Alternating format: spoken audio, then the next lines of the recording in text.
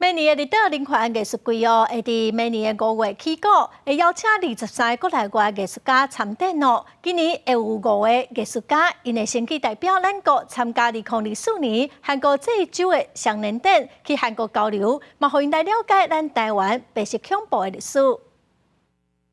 用死刑判决书做主题来画出受难者的苦难，这是白色恐怖受难者陈武定老师的创作，和英国伊较接用以微雕刻的方式无共款，即个透过电脑绘图的方式来创作，要参与国家人权博物馆主办的2025年立德人权艺术季。判决书这个题材吼，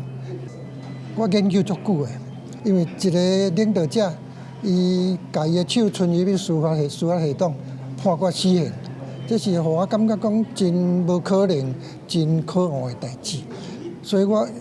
针对这个题材，用各种的材料去甲伊探讨。每年立德人权艺术季打算5月要起稿，台湾嘛受到韩国郑州双年展的邀请，咱的艺术家会去到韩国交流分享。其中一位艺术家刘文怡会透过摄影作品，用logo石地景加压来呈现受难者爱去拍石头，家己去做加压，深化这段历史的对话甲思考。那这些创伤可能是因为历史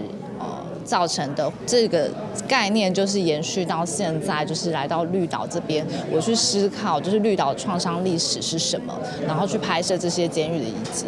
双年展我们也做了结合，我们就从这里面找了5组艺术家能够到韩国去展。那我也跟策展团队讲，其实这些东西再怎么样都要是代表台湾的人权跟绿岛的过往脉络。我想这是我们很希望能够传达出去国家人权馆表示，每年立德人权艺术季建将有邀请23位国内外艺术家来参展，希望透过艺术、图画、韩文、行动案等等多元的形式，让民众通愈了解白色恐怖，做伙来抵抗历史记忆的消息。记者卢尚如、谢桂林台北报道。